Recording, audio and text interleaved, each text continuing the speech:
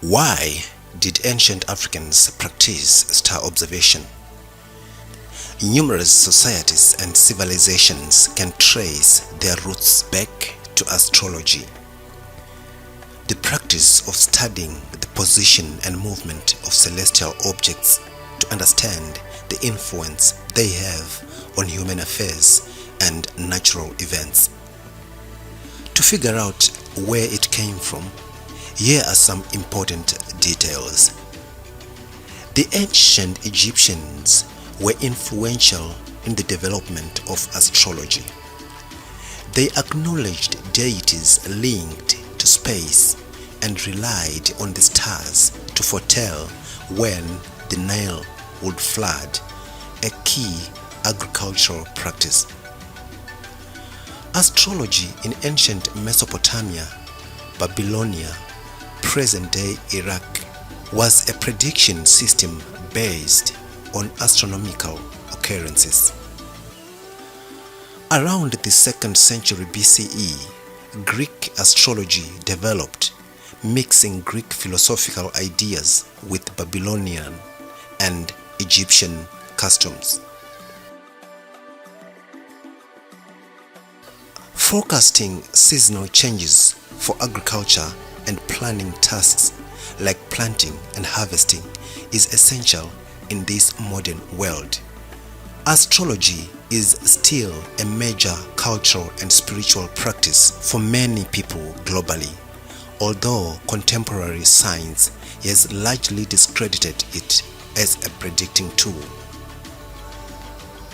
Intercultural relations and advances in astronomical knowledge have shaped astrology's evolution throughout millennia. We saw a lot of social media posts on the planet's alignment throughout January. What does that mean? Does knowing how the planets and stars move have any purpose? What is the story behind astronomy?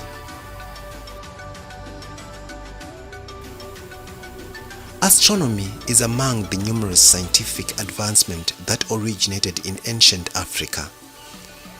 The Napta Playa stone circle located in Egypt and dating back over 7,000 years is one of the most significant ancient African astronomical discoveries.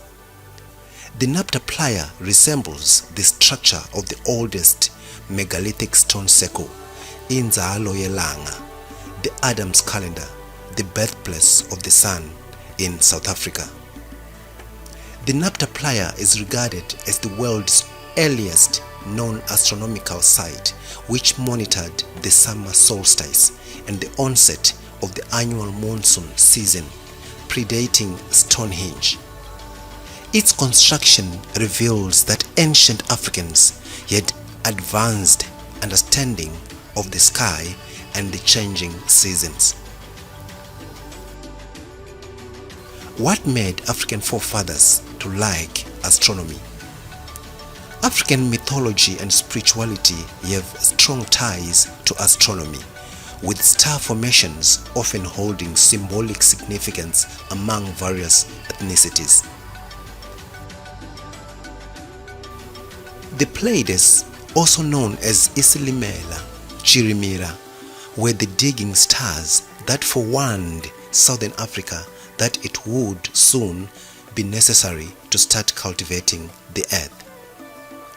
Ado-Ndlela, which appeared in June, was used by Nguni males to mark the years they had become men.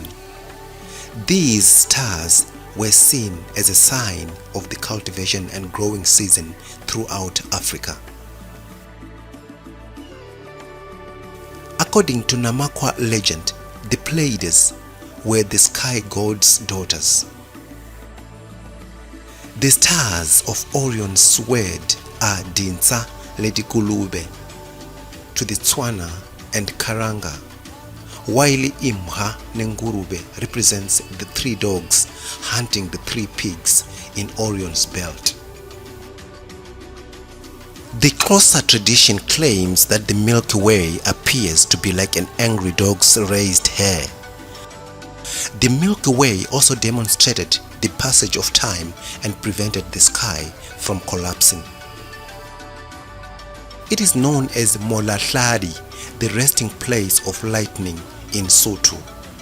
According to Tswana belief, the stars are the spirits of people who have passed away so long ago that they are no longer relevant ancestor spirits. Some Karanga people believe that the stars are the ghosts of individuals who are not ready to be born, while others believe that they are the eyes of those who are dead. The morning star in Malawi is Chechichani, who is a housewife who lets her husband, the moon, starve.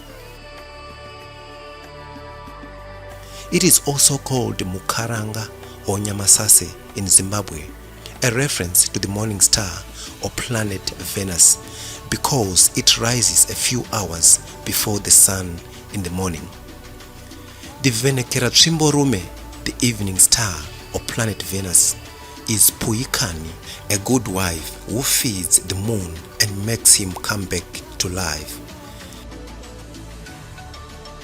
According to the Bantu waxing crescent, when the horns point upward and the new crescent is seen in the evening sky, it is holding sickness, preventing many forms of disease.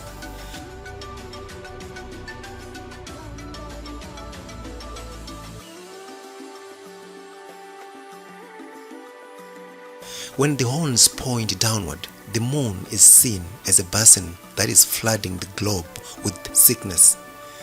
Each day at sunset, according to Nguni tradition, the sun dies, Liashona, and is consumed by a race of pygmies known as the Izikwe.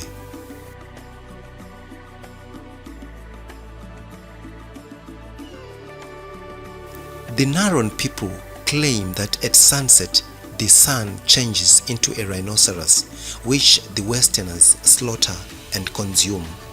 After that, they throw the shoulder blade towards the east, where it transforms back and begins to ascend.